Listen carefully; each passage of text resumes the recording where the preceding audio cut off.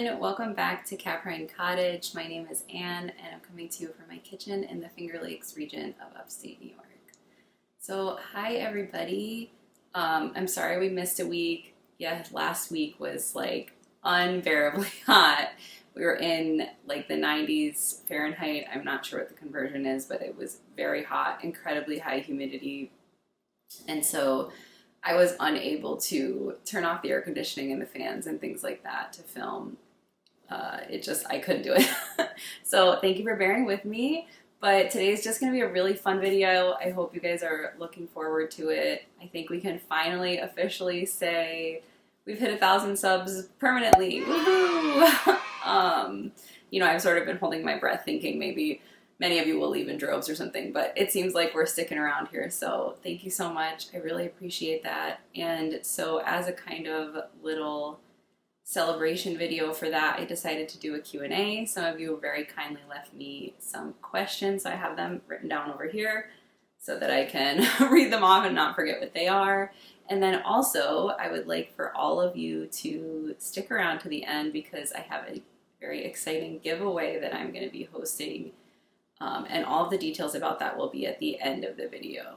So yeah, we'll just get into it. And before I start the Q&A, I thought I would just tell you guys a little bit more about myself. I haven't really properly introduced myself here, but my name is Anne, you know that. I'm 33 years old and I have lived my whole life in New York State, though I did grow up more like southeast of here. I grew up in the Catskill Mountains in a very little town. My dad still lives there, so I've always lived pretty rurally, and I love it here, though after last week's humidity, sometimes I wonder why I live somewhere that's like a jungle in the summer.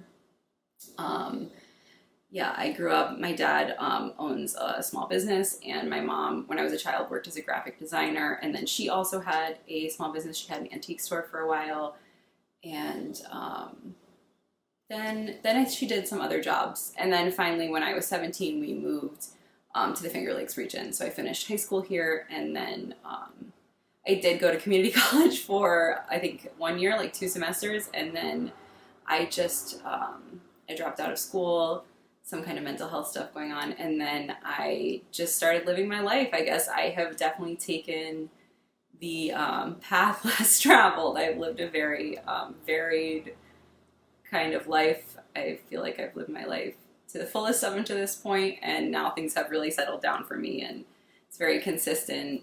I've worked many different jobs. I've had many hobbies, so if you ever are like, man, this girl's done a lot of really weird stuff, it's because I have. But I feel like I wouldn't change it for anything because it's definitely made me who I am today. Yeah, so oh yeah, the next thing I want to talk about is I periodically get, I need a little water, sorry. It is still warm here. It's not as hot as last week, but it's still hot. I get a lot of questions about the little goat that lives in my house. And so her name is Phoenix. We call her Feeny or Fifi or little baby or little bunny Foo-Foo. I mean, she has numerous nicknames. And so well, all of us, but her specifically, we were involved in a barn fire, not at our house, but at a friend's house in December. And she was in very bad shape and needed around-the-clock care. And because we farm and, we work from home, the winter is a much more kind of quiet time for us. I had the time to take care of her, and it was not an easy task, to say the least. And also, I'm going to direct you guys. I have a whole highlight on my Instagram profile, so if you want to hear more about that story, it's all there.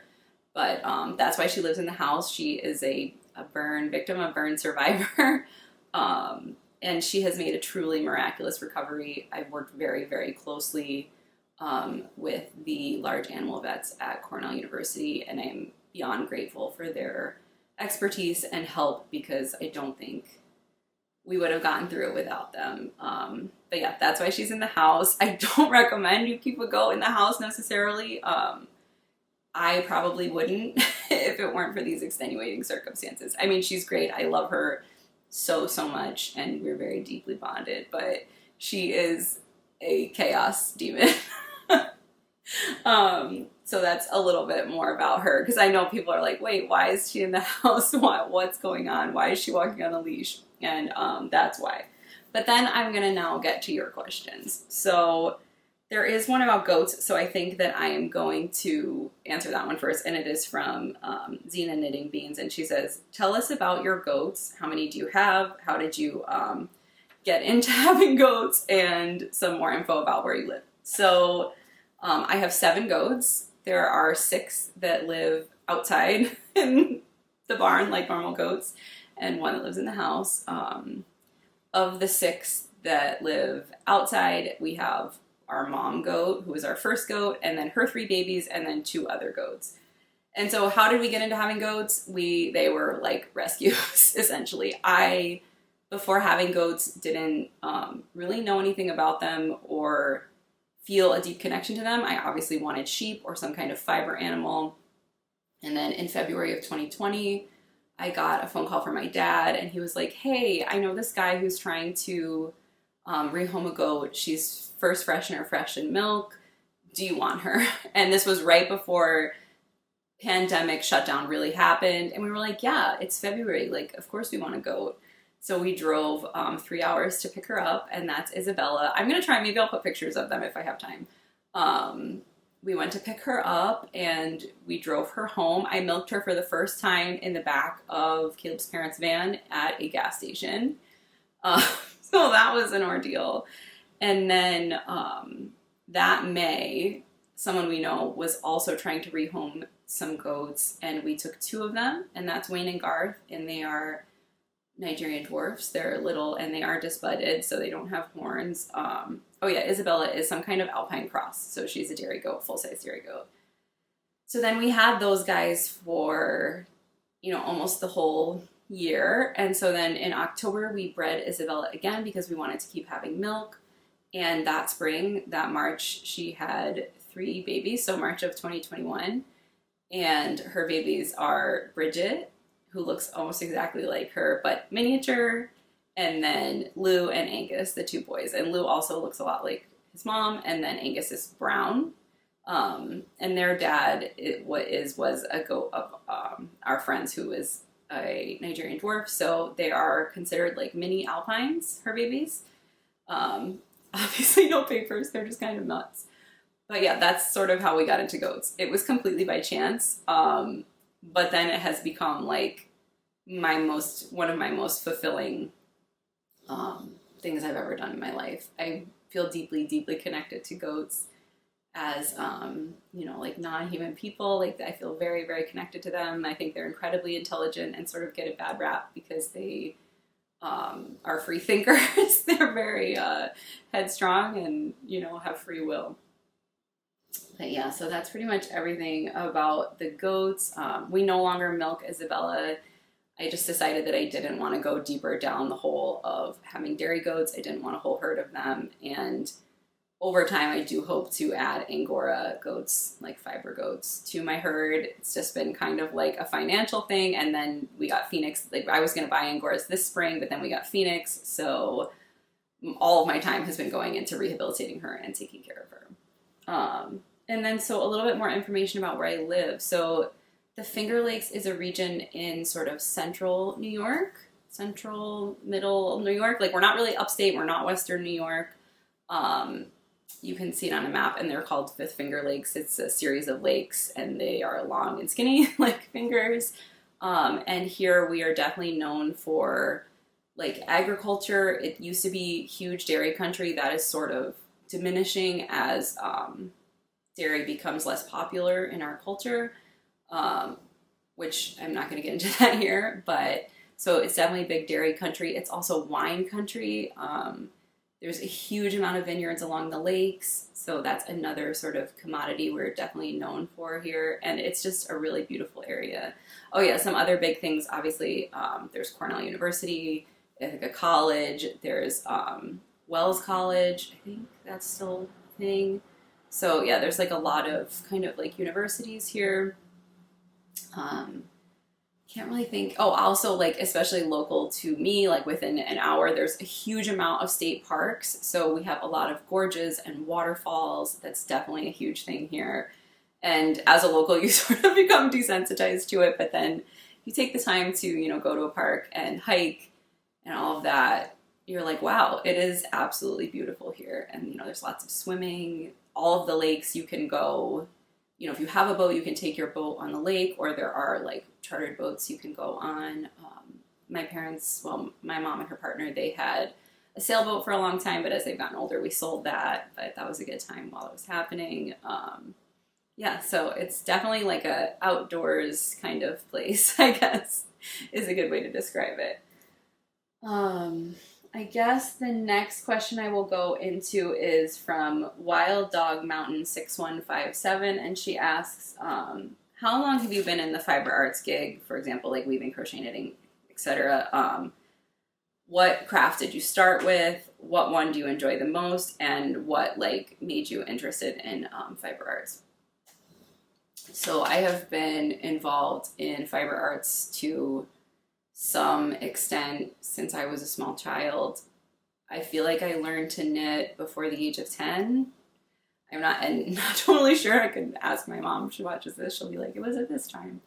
And I also learned how to sew on a sewing machine maybe shortly after that. And I actually feel like sewing garments is probably my first love. I still do that. I haven't really involved you guys in that. I haven't been doing a lot of sewing, but it is something I still do. And then I learned to knit. My mom taught me to knit. And so I've always liked doing that. And then after that, a close family friend, all within sort of, that time frame, like between the ages of maybe 8 and 12. I learned to crochet. And then I think it was from now 5 years ago. So when I was, I guess when I was 27 or 28 is when I started getting more interested in spinning and that sort of thing. So my partner Caleb, I met him in 2016, and his sister has a herd of sheep. I've mentioned that before. And she was interested in learning how to spin, and so together we sort of embarked on that journey. And I started learning to spin on a drop spindle. It was before COVID, so it must have been 2019, which, yeah, maybe even 2018, time goes fast these days. So I guess it's been, 5 or 6 years. But then I didn't get my first spinning wheel until 2020. I actually bought it with a stimulus check, so that was good for something. And then I started doing that, and then I actually did one show, an art show, where I sold my yarn, only one. And at that show, though, I met a very good friend of mine who got me involved in weaving, and she turned me on to the entire used fiber arts market through Facebook and through Ravelry, and that was great and dangerous. And so since then I've bought, what have I bought? I bought 2 floor looms, and I have an ankle loom. I have a rigid heddle loom that I actually got at a yard sale or a thrift shop. That was the first loom I got. But yeah, so that's kind of the journey. And I would say, what is my favorite? I guess if I rank them, I would say spinning is my number 1 favorite activity. Though I did sprain my ankle August of last year, and so I've been doing less spinning, just because I'm still healing from that. It's been almost a year and it's still not perfect. And then I would say that maybe knitting is next for its portability, I guess. I like that you can take it with you. And then probably the next thing I would say would be sewing and weaving, maybe at the same sort of level of liking. And then I would say crochet is my least favorite. I don't want to offend anybody who likes to crochet. I really like crocheted things, but something about the process just is not my favorite activity. I don't know, it's hard on my wrist in a way. Something about it, my mind. I also feel like I understand knitting and weaving in a way that it's I sort of can't understand like I couldn't just pick up a crochet hook and like understand how to make something besides like a granny square, but I've been making those since I was a kid. But like I can't necessarily comprehend like how I would make something larger or smaller or round or that sort of thing, where I feel like with knitting or weaving, I just sort of get it. I don't know. Maybe it's how my brain works. Did I get all of the questions in that? Yeah, I definitely don't really know where it comes from. I always say that it's somewhere deep in my like soul and my bones, fiber arts, where I feel like the way I describe it is that like my hands are the one that connects the thread to my ancestors and to the future. And it's just somewhere innately in there. And I can't, it's the thing where like, I think when you're an artist, you're just like compelled to make and you can't necessarily change or control that. I don't know, does that resonate with anybody? This video is weird because I'm just talking. But on to, my camera just made a weird noise. I think it's okay. On to the next one, who it is from, let's see, Codename Butterfly. She says, or they say, sorry, I'm assuming all of you are female. That's probably inappropriate. I know that you like natural colors, but what kind of pattern grabs your attention? Oh, and do you also crochet? So I do like natural colors, that's very true, or like kind of neutral colors, but I also like primaries a lot. I definitely gravitate toward primaries. And then for patterns, what do I gravitate towards? That is like hard to pinpoint. I want to say like, especially in like Fair Isle knitting, I really like traditional patterns. But then also that's sort of not true. I definitely like, for things like, for other stranded color work, like in socks and stuff, I like things that have like a cute design. I mean, that sounds so cliche, but like I love if it has like some kind of motif that I enjoy, like the mushrooms or flowers or like the lobster ones I'm working on right now, just something that's like kind of cute to me. So yeah, I would say maybe like the patterns I like are, at least in colorwork knitting, like things found from nature, like animals and plants, and then traditional patterns.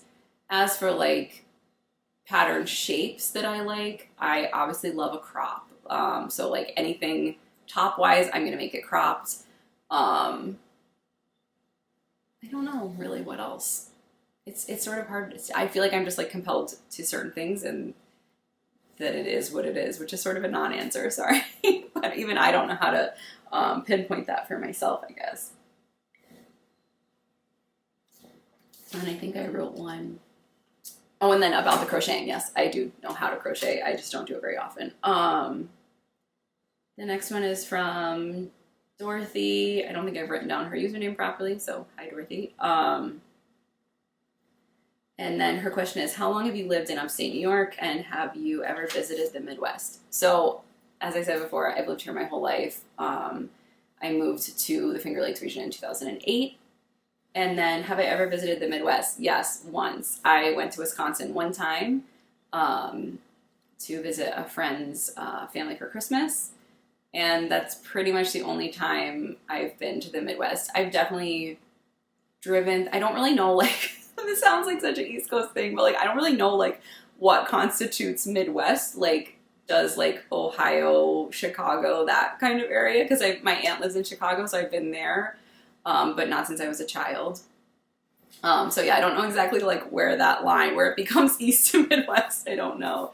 I actually have traveled, I would say like sort of minimally in our country. I've done obviously the whole East Coast, that sort of thing, like driven to Florida and those sort of things. But I've never really been out west. It's something I would love to do. I've been to California, that's like, but I've never done the in between, like, I don't know, Wisconsin and California. And I would love to go see the national parks and that sort of thing. It looks really beautiful and huge and crazy. Yeah, I don't know. So I think I'm really sorry also if I missed questions. I think that's everything that you guys have asked, which, thank you. That was really good, because I don't know, you can see probably by my like body language, it's hard for me to talk about myself.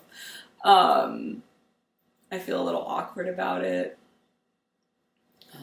And sometimes I just don't know what to say. That feels like a theme of my whole life. More of a listener maybe than a talker. Okay, so next, which maybe everybody is awaiting excitedly, is gonna be our giveaway. So I don't totally know a whole lot about posting one of these. I'm gonna do my best. Excuse me. I have a whole list here of all the information you need to know so that I don't screw it up, because it's sort of technical, some of it. Okay, so the first thing is you guys want to know about the prize, right? So the prize is, hold on, I can't reach it here. It's going to be these 2 skeins of Garthenor organic Preseli. It is a Polwarth Romney yarn. And it is in the color Wild Heather. It's a 4-ply fingering weight, and it is from, I'm not sure where this is from. Oh, here we go. Grown in the Falkland Islands and Southwest England, scoured, spun, and dyed in Yorkshire, hand finished in Wales. So this is a beautiful, beautiful yarn. Also, yeah, I'll preface this by saying I bought all of these things. None of this is sponsored. But I bought these in a mystery box from the Woolly Thistle, and this yarn is gorgeous, but I just don't think this color is something that I'm going to use necessarily. And I would love to give something back to you guys. So I would love for one of you to win this. So that's part 1 of the prize.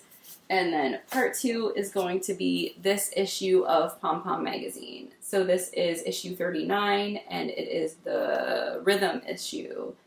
And this was actually, I bought a bunch of things from Pompom, and this was sent to me by mistake. And they said they didn't want it back, but it was not an issue I was necessarily interested in. So I would love to pass it on to somebody else.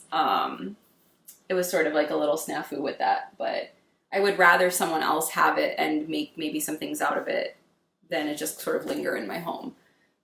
So, okay, those are the items you stand to win.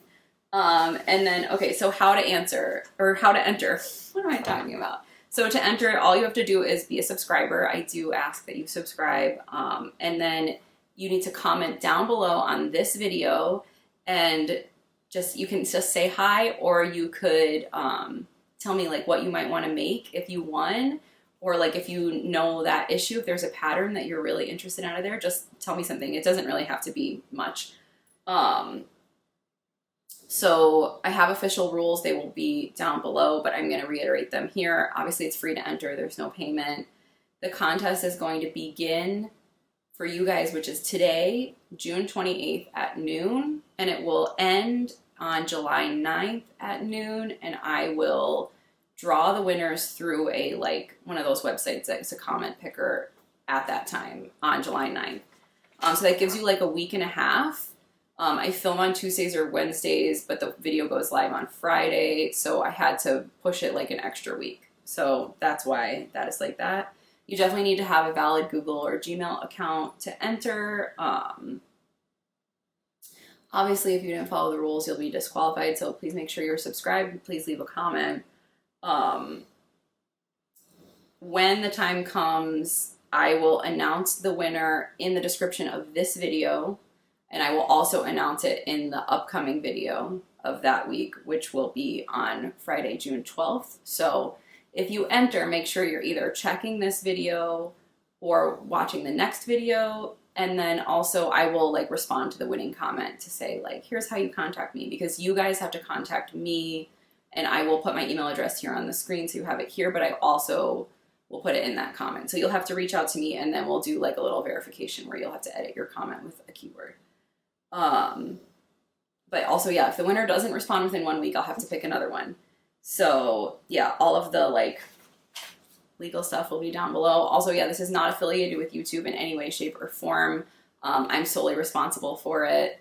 And yeah, it's open internationally. I will pay for shipping to whomever wins, wherever you live. And I think that's about it. Obviously, I'm so, so grateful to each and every one of you. Don't forget to thumbs up this video. It really, really helps me out. You can obviously also subscribe if you're not subscribed. You can also find me on Instagram and Ravelry. Everything will be linked below in the description. I think that's about it. I hope this was interesting for you. If you have more comments, please leave them, or questions, please leave them in the comments. Yeah, I hope that gave you a little bit more idea of who I am, and I hope you all enter the contest, and I wish each and every one of you could win, but I'm happy that one of you will win. So yeah, thank you so much for joining me, and I look forward to seeing you all soon. Bye!